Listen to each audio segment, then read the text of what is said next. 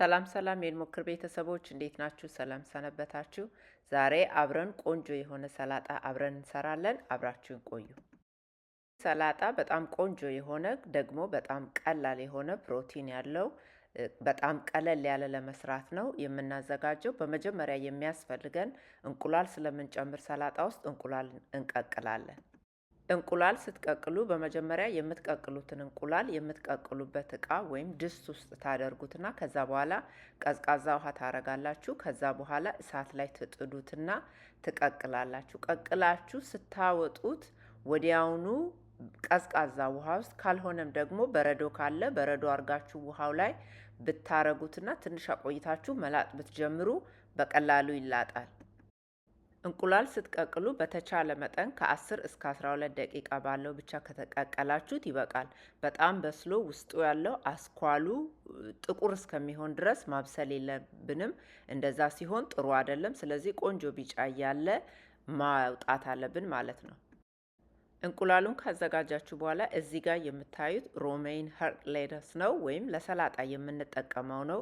ብዙ አይነት የሰላጣ ቅጠሎች አሉ። እናንተ የምትወዱትን አይነት የሰላጣ ቅጠል መጠቀም ትችላላችሁ። ይሄኛው ታጥቦ ደርቆ የተዘጋጀ ነው። እናንተ እንደምትፈልጉት አርጋችሁ ከትፋችሁ አጥባችሁ አድርቃችሁ ሰላጣ ቅጠላችሁን እንደዚህ ታዘጋጃላችሁ ማለት ነው። ከዛ በኋላ ለሰላጣው ድሬሲንግ ነው ያዘጋጀሁት። የተጠቀምኩት ድሬሲንግ ራሴ ያዘጋጀሁት በጣም ቀላል የሆነ ነው።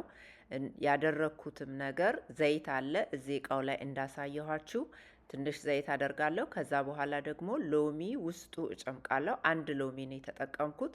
ከዛ ትንሽ ጨው፣ ትንሽ ቁንዶ በርበሬ አድርግና ቀላቅዬ ያንን ነው እንደ ድሬሲንግ የተጠቀምኩት። እንደምታዩት ሎሚ እየጨመኩ ነው። ሎሚውን የጨመኩት እዛው ድሬሲንግ እቃ ውስጥ ነው። ቁንዶ በርበሬ፣ ጨው፣ ሎሚውን፣ ዘይቱን አንድ ላይ አድርጋችሁ በደንብ ትቀላቅሉታላችሁ ጨው እስኪሟማ ወይም በደንብ እስከሚዋሃድ ድረስ። ከዛ በኋላ ደግሞ ወደ ሰላጣው እንመለሳለን።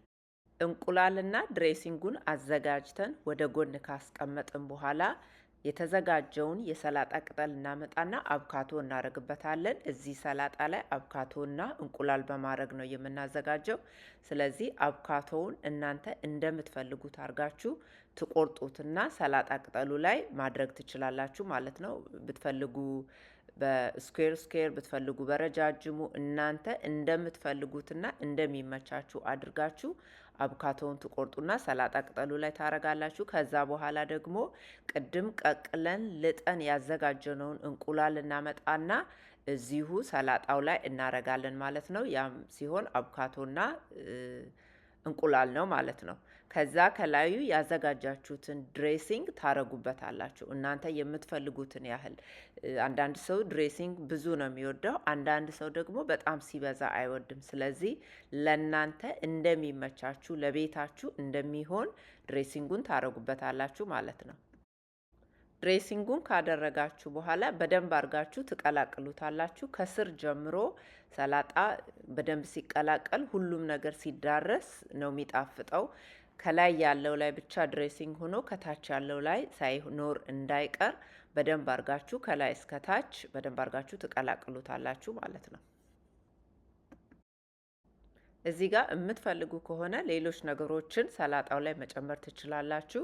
እኔ ግን አልፈለግኩምና እንዲሁ አብካቶና እንቁላሉን ብቻ ስለፈለግኩኝ ሌላ ነገር አልጨመርኩም። እናንተ የምትፈልጉ ከሆነ ሌላ ነገር ጨምራችሁ አብራችሁ መቀላቀል ትችላላችሁ ማለት ነው። ሰላጣ ብዙ ጊዜ ሁሉም ሰው የራሱ የሚወደው ነገር የሚፈልገው ነገር የሚያደርገው ነው። አንድ ወጥ የሆነ ሰላጣ አንዱ ቢሰራም ሌላው ደግሞ የሚፈልገውን ነገር ጨምሮ አብሮ ቀላቅሎ መስራት የሚችለው ነገር ነው። ስለዚህ እናንተ የምትፈልጉትን ነገር እዚህ ሰላጣ ላይ ተጨማሪ ግብአት ጨምራችሁ አብራችሁ ማዘጋጀት ትችላላችሁ ማለት ነው። እንቁላሉን ካደረኩ በኋላ ድሬሲንጉን አድርጌያለሁ፣ ግን ቃሪያ ደግሞ ጨምሬበታለሁ። የጨመርኩት የሚያቃጥለው ቃሪያ ነው። የማትፈልጉ ከሆነ ወይም ልጆች አብረዋችሁ የሚመገቡ ከሆነ ቃሪያው መቅረት ይችላል እና የምትፈልጉት ነገር ቅድም እንዳልኩት ሰላጣ ስትሰሩ የምትፈልጉትንና የማትፈልጉትን መጨመር መቀነስ ይቻላል ማለት ነው። እና እኔ እዚህ ጋር ከላይ አረንጓዴ የሚያቃጥል ቃሪያ አድርጌበታለሁ። እናንተ ማትፈልጉ ከሆነ መቅረት ይችላል። እንግዲህ እኔ የሰራሁት ሰላጣ ይህንን ይመስላል። በጣም ቆንጆ ነው።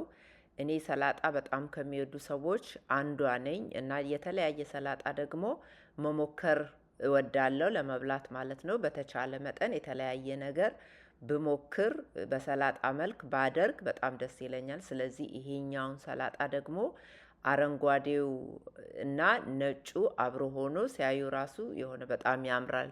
ከለመድነው ወይም ሁል ጊዜ ከምናየው ቀይና አረንጓዴ ካለው ሰላጣ ለየት ይላል። እንቁላሉ ላይ ደግሞ ያለው ፕሮቲንም ስላለው በጣም ቆንጆ የሆነ ነው። እናንተም እንግዲህ እንደዚህ አድርጋችሁ ሰርታችሁ ሞክሩ። ቪዲዮውን ለሌሎች እንዲደርስ ሼር አድርጉ፣ ኮሜንት አድርጉ።